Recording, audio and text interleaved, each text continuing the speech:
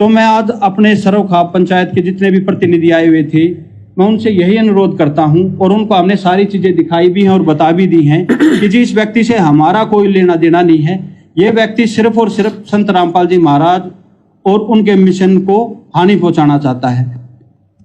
चांद राठी जी कह रहे हैं कि साहब खा पंचायत के प्रधानों, आज मैं ये क्लियर कर देना चाहता हूं कि इस व्यक्ति पवन दास से हमारा कोई संबंध नहीं है। अरे मुझे रखना भी नहीं तुम जैसे अज्ञानियों से संबंध है। तुमसे संबंध जोड़ के मुझे क्या मिलेगा? मुझे मिलेगा मेरे गुरुदेव से संबंध जोड़ के, और उनके और मेरे संबंध तो बड़े प्रगाढ़ हैं, आगाध हैं। गुरु शिष्य का नाता तो बाप बेटे का होता है, बाप बेटे का। और बेटा जितनी बाप की महिमा करेगा, उसके वचन में चलेगा, बाप उतना ही बेटे के नजदीक आता है। तो हम सत्सेवक भाई बहनों को तो तुम आश्रम वालों की, जगत वालों की, क्योंकि तुम लोग तो जगत से भी गए गुजरे। अरे सतगुरु रामपाल जी के मुख से विशेष संदेश नंबर 66 में आपने पहले सुन लिया ना, जिसमें सतगुरु जी कह रहे हैं कि तुम तो जगत वालों से भी गए गुजरे हो गए। तो ऐसे गए गुजरे लोगों से हमें क्या संबंध रखना भाई? तो भाई हम सत्सेवक भाई बहन आप आश्रम वालों से, अगर आप इसी प्रकार से चलते रहे, अगर इसी प्रकार से अज्ञानता में चलते रहे मुंह ढक के, तो आप और हमारा कोई संबंध नहीं है भाई। हमारा संबंध तो हमारे गुरुदेव भगवान से है और रहेगा। और उस संबंध को उनके अलावा धरती पर कोई ऐसा पैदा नहीं हुआ जो तोड़ सके।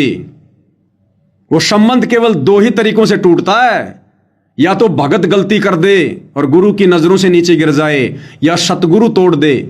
सतगुरु वैसे तोड़ेगा नहीं भाई, सतगुरु तो जोड़ने आता है, तोड़ने नहीं आता। और अब हम वो गलतियां कर नहीं सकते जो गलतियां हम युगों युगों से करते आ रहे हैं। तो अब तो भाई हमारा और सतगुरु रामपाल जी का रिश्ता सुई और धागे का हो गया, सुई और धागे का। शब्द सुना ना परमात्मा का, मानत ना मन मोरा साधु, मानत ना मन मोरा रे, बार बार सतगुरु समझावे, जग में जीवन थोड़ा रे। शरण पड़े को गुरु संभाले, जान के बालक भोला रे। शरण पड़े को गुरु संभाले, जान के बालक भोला रे। कहे कबीर तुम चरण चित्त राखो, जो सोई मैं डोरा रे। तो भाई सत्सेवकों का सतगुरु रामपाल जी का रिश्ता तो सुई और धागे का है। और नीचे से मार दी गुरुदेव ने गांठ, गुड़िया गांठ। गुड़िया गांठ उसको बोलते हैं जो खुलती नहीं है। तो तुम लोगों से संबंध नहीं जोड़ना, और ना हम जोड़ना चाहते। परमात्मा कहते हैं इष्ट मिले और मन मिले, मिले सकल सब रीत। और कहे कबीर तहां जाइए भाई रसन तन की प्रीत। अरे भगत ने तो उन लोगों से संबंध जोड़ने चाहिए जिनका इष्ट मिलता हो, जिनका भगवान एक हो। तो आप सतलोक आश्रम वालों का और हम सात संगति वालों का तो भगवान मिलता ही नहीं। हमारा भगवान तो जिंदा है, जिंदा सतगुरु रामपाल जी। तुम आश्रम वालों का भगवान है मुर्दा, वो दाढ़ी मूछ वाली कबीर की फोटो। तो इष्ट मिले तो इष्ट ना आपका मिल रहा ना हमारा मिल रहा। इष्ट मिले और मन मिले तो भाई आप और हमारा मन भी नहीं मिल रहा। जब आपका इष्ट ही अलग है, हमारा इष्ट ही अलग है, तो मन कैसे मिलेगा? इष्ट मिले और मन मिले, मिले सकल सब रीत। तो आप और हमारी रीतियां भी नहीं मिल रही, नियम मर्यादा भी नहीं मिल रहे। तुम करते हो राजनीति, हम राजनीति पे थूकते हैं। तुम जाते हो अनुपासनाओं में, हम अनुपासनाओं की तरफ मुंह करके भी नहीं सोते। तो भैया आपके हमारी ना कोई रीति मिल रही, ना कोई मन मिल रहा, ना कोई इष्ट मिल रहा। तो फिर क्यों आप लोगों से संबंध जोड़ेंगे? हमारा मन, हमारी रीतियां, हमारे विचार हमारे जैसे भगत भाई बहनों से मिलते हैं। हम केवल उन्हीं की संगति करते हैं और मिल बैठकर फिर सतगुरु देव भगवान की महिमा करते हैं। तो क्या कह रहा भाई साहब कि ये पवन दास संत रामपाल जी के मिशन को बर्बाद करना चाहता है, हानि पहुंचाना चाहता है उनके मिशन को। अरे चांद राठी जी, आपने क्या समझ रखा है संत रामपाल जी को? अरे क्या समझ लिया आपने? ये दो कोटि का जीव, ये अदना सा, ये पवन दास और उस परमपिता परमेश्वर सारी सृष्टि के मालिक के मिशन में आग लगाएगा, हानि पहुंचा देगा। अरे शब्द बोलने से पहले थोड़ा बहुत जीव को समझा दिया करो, धो लिया करो इसको। ताकि ये शुभ शुभ बोले। अरे ये वो समरस शक्ति है जो उनकी स्वयं की वाणी में है कि काल डरे करतार से। ये सतगुरु रामपाल जी वो कबीर करतार हैं। 21 ब्रह्मांड का स्वामी काल भी थर्राता डरता है। काल डरे करतार से, जय जय जय जगदीश। और जोरा जोड़ी झाड़ती पगरज डारे शीस। जोरा यानी मौत, मृत्यु। ये मृत्यु भी इस कबीर भगवान सतगुरु रामपाल जी के पैरों की धूल झाड़ती है, इनकी चप्पल झाड़ती है।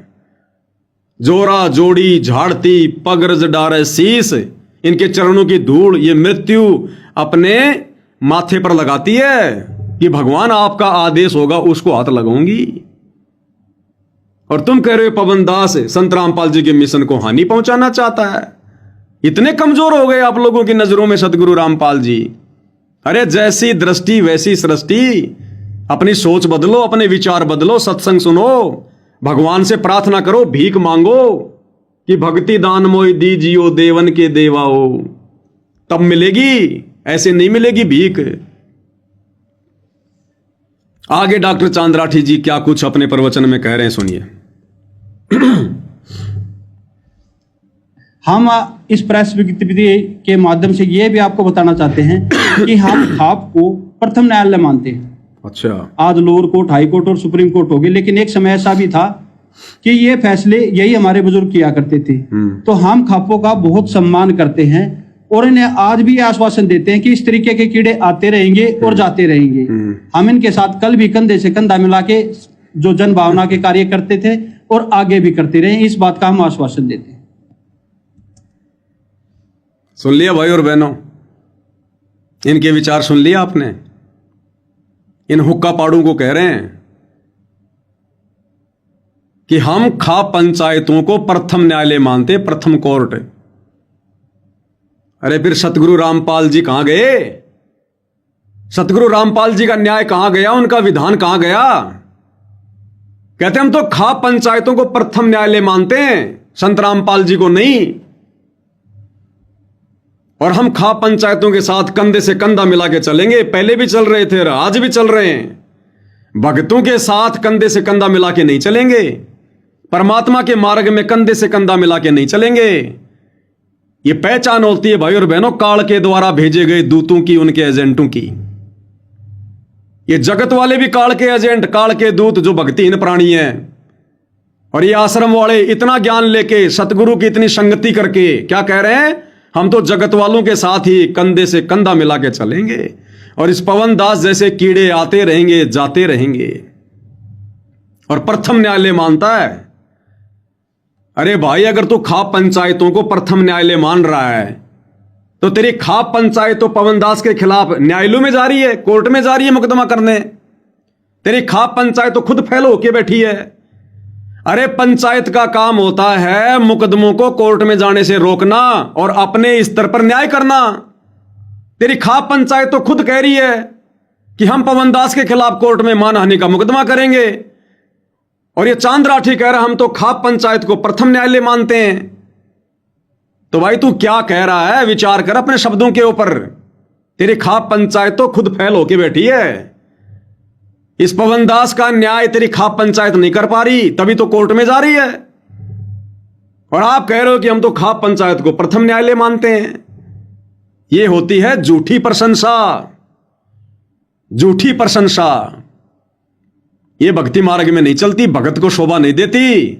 भगत ने ऐसे किसी की चापलूसी नहीं करनी चाहिए। अरे क्या दे देंगे तुम्हें जगत वाले? जूते मिलेंगे, जूते, कुछ नहीं मिलेंगे इससे ज्यादा। यह संसार किसी को कुछ नहीं दे सकता।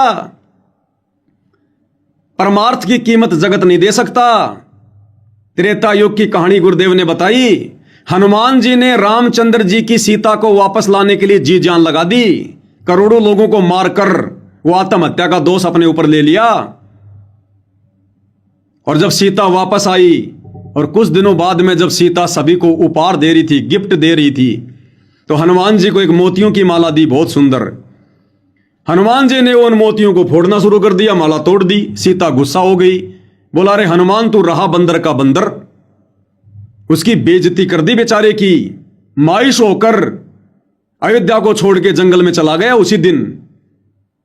फिर वहां उसको कबीर भगवान मिले, सतगुरु रामपाल जी, और उस दुखी आत्मा को देखकर कहा कि हनुमान देख ले भाई, ये जगत कुछ नहीं दे सकता तुम्हें। अरे तूने अपनी जी जान की बाजी लगाई परमार्थ के लिए, ना रावण तेरी बेटी ले गया, ना तेरी पत्नी ले गया, ना तेरे माता पिता ले गया, ना तेरी औरत ले गया। कहने का मतलब है उसके परिवार का कोई सदस्य नहीं गया। हनुमान जी तो ब्रह्मचारी थे। हनुमान जी तो रामचंद्र जी के लिए वो लड़ाई लड़ रहे थे, निस्वार्थ भाव से, परमार्थ के लिए, जगत के लिए। और क्या दिया उसने? दुत्कार दिया, बेइज्जती कर दी। तो गुरुदेव भगवान कहते हैं कि भगवान दे सकता है, ये जगत नहीं देगा कुछ भी। चाहे कितना पानी निकाल दो, कितनी चापलूसी कर लो इनकी, अंत में ठेंगा मिलेगा, ठेंगा। क्योंकि तुम लोग इनको ज्ञान आधार से नहीं जोड़ रहे, तुम लोग इनको अपने एहसानों के नीचे दबा के और इनको अपने साथ में बैठा रहे हो। और गुरुदेव भगवान कहते हैं जगत वालों के साथ में तो उठना बैठना भी नहीं चाहिए, पाप लगता है। दुनिया से ती दोस्ती, पड़े भजन में भंग, एका एकी राम से या साधु के संग। या तो एकांत में अपने भगवान का भजन करना चाहिए, या अपने भगत भाई बहनों के साथ में बैठना चाहिए। लेकिन आप लोगों को भगत भाई बहन तो दुश्मन नजर आते हैं। आप तो इन लोगों के साथ में, जगत वालों के साथ में, दुनिया वालों के साथ में कंधे से कंधा मिलाकर चलने में बड़े खुश हैं। तो कह रहे हैं हम तो खाप पंचायत वालों के साथ में पहले भी खड़े थे, आज भी खड़े हैं, आगे भी खड़े रहेंगे और कंधे से कंधा मिलाकर चलेंगे। तो ये इनके विचार हैं भाई और बहनों। भक्ति मार्ग में आने के बाद सोचिए, ये सतलोक जाने की तैयारी कर रहे हैं या नरक लोक जाने की तैयारी कर रहे हैं। आगे क्या कुछ कह रहे हैं श्रीमान चांद राठी जी, सुनिएगा। बिल्कुल जी, जो मैंने एफआईआर आपको हम देंगे सारी कॉपियां, जो 22/9/2022 की 8/9/2022 की जो एफआईआर है, उसमें इसने लोगों से अपने अकाउंट में पैसे डलवाए, जिसके बाद ये शिकायतें जगह जगह से आने लगी।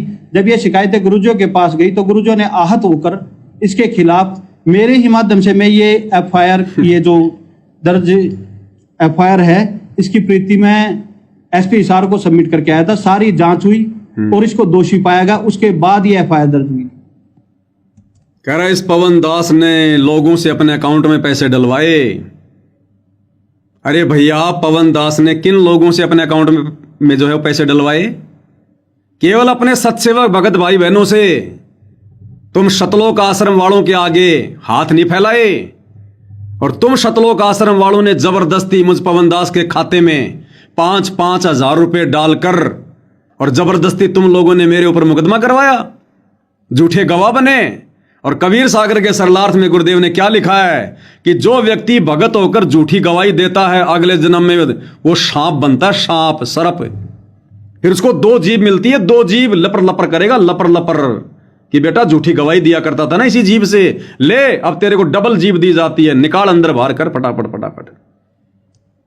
तो जिन जिन भक्तों ने मेरे खाते में जबरदस्ती मेरे ऊपर मुकदमा करवाने के लिए पैसे डाले थे, और जो इस मुकदमे में मेरे खिलाफ झूठे गवाह हैं, परमेश्वर जी के विधान अनुसार अगले जन्म में सरप बनोगे, सरप, और इसी जन्म में भी दुर्गति होगी। मालिक के विधान अनुसार माफी मांगनी पड़ेगी।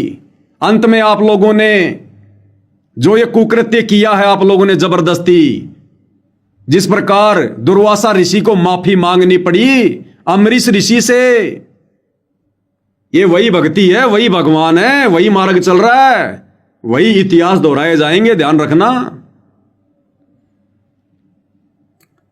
अब इससे पूछा जा रहा है कि भाई पवन दास ने इतने कांड कर दिए, इतनी घटनाएं हो गई, जगह जगह इसकी गिरफ्तारी हो गई, हाई कोर्ट में, फलाने में और दिखने में।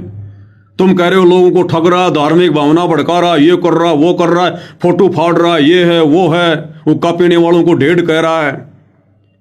इतना सब कुछ हो गया तो इस पवन दास की गिरफ्तारी क्यों नहीं हो रही, कोई कार्रवाई क्यों नहीं हो रही इसके ऊपर?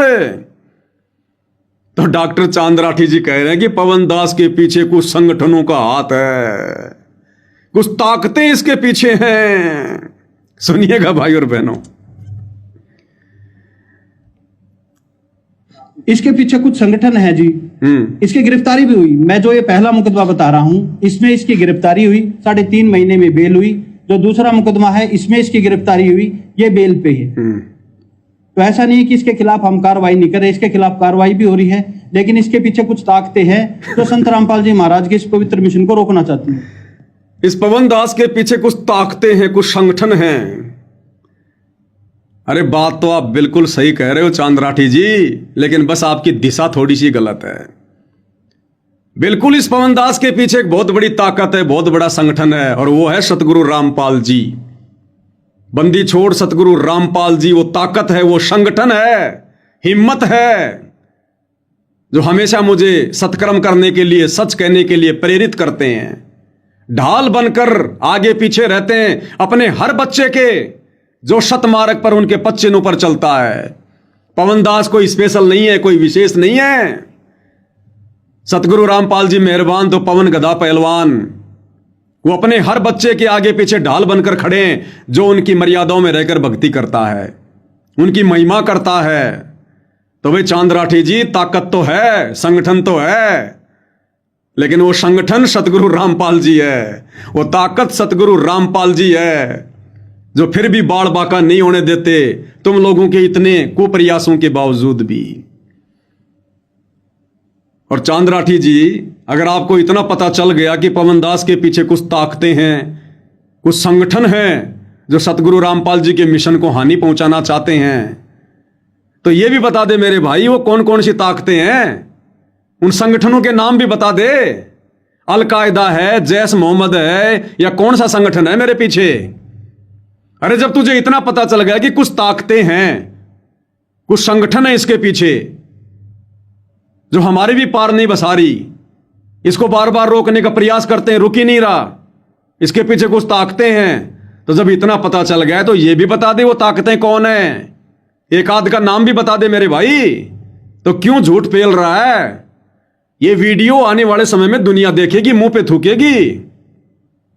जिस प्रकार भाई और बहनों 650 साल पहले जब कबीर परमेश्वर जी आए थे, सतलोक से चलकर सहशरीर शिशु रूप में कमल के फूल पर लहरतरा तालाब में बनारस के काशी में प्रकट हुए, तो बाद में लोगों ने भ्रांतियां फैला दी, और वर्तमान में भी लोगों ने भ्रांतियां फैला रखी हैं उस कबीर परमेश्वर जी को लेकर, कि कबीर जी तो एक विधवा ब्राह्मणी से पैदा हुआ था, वो कंवारी थी, और लोक लाज में आकर वो वहां पर छोड़ गई उस बालक को, और एक जुलाहा दंपत्ति नीरू नीमा उसको उठाकर ले गए। तो गुरुदेव भगवान ने बताया, रहे ज्ञानियों, जब तुम्हें इतना पता चल गया कि एक विधवा ब्राह्मणी उसको फेंक के चली गई, तो ये भी बता दो उस विधवा ब्राह्मणी का नाम क्या था, वो कौन से मोहल्ले में रहती थी, उसके माता पिता का क्या नाम था, ये भी बता दो। फिर तुम तो क्यों डींग मारते हो। तो चांद राठी जी, आप तो उन जगत वालों के पच्चिनों पर चल रहे हैं, कह रहे हैं कि पवन दास के पीछे कुछ ताकतें हैं, कुछ संगठन हैं। अरे जब इतना ही पता चल गया तो उस संगठन का नाम क्या है, कहां रहता है वो संगठन, देश में है कि विदेश में है, कैसे वो मेरे को फंडिंग कर रहा है, कैसे मुझे सहायता भेज रहा है संत रामपाल जी के मार्ग में हानि पहुंचाने के लिए, तो ये भी बता दे मेरे भाई। तू तो वकील है पेशे से, इतनी खोजबीन तो तू कर ही सकता है। तो ये भाई और बहनों, इनके अज्ञान का परिचय है ये परमात्मा ने दया बख्शी, इन्होंने खुद ही अपना इंटरव्यू दे दिया और अब ये ज्ञान चर्चा हो रही है। सारे तो नहीं निकल पाएंगे उधर से काल के जाल से, सतलोक आश्रमों से, सबके भाग्य में तो साथ संगति नहीं है। सकल पदार्थ है जगमाही, भाग बिना नर पावत नाही। लेकिन कुछ एक आत्माएं जो परमात्मा चाहने वाली होंगी, इन वीडियो को देखकर, ये जो लाइव डिबेट चल रही है, ज्ञान चर्चा चल रही है, कुछ एक आत्माएं जरूर उधर से निकल कर आ जाएंगी, अपना भला करवा लेंगी, अपनी मर्यादा सुधार लेंगी, सात संगति से जुड़कर सतगुरु के पद चिन्हों पर चलकर और सतगुरु को प्रसन्न करने की दिशा में आगे बढ़ेंगी। तो ये भाई और बहनों, डॉक्टर चांद राठी जी का इंटरव्यू, उनके विचार, उनके प्रवचन। कहते हैं कि बहुत बड़ा जो व्यापारी होता है, जिसने हजारों क्विंटल गेहूं का व्यापार करना होता है, वो हजारों बोरियों को खोल खोल के नहीं देखता है, वो परखी मार के देख लेता है 2, 4, 5 बोरियों में। तो इस भाई जी के पिछले 1-1.5 घंटे से मैं आपको विचार सुना रहा हूं। आपने परखी मार ली होगी ज्ञान और अज्ञान की, धर्म के पाड़े में है कि अधर्म के पाड़े में है। अब इसके विषय में और ज्यादा कहना उचित नहीं है।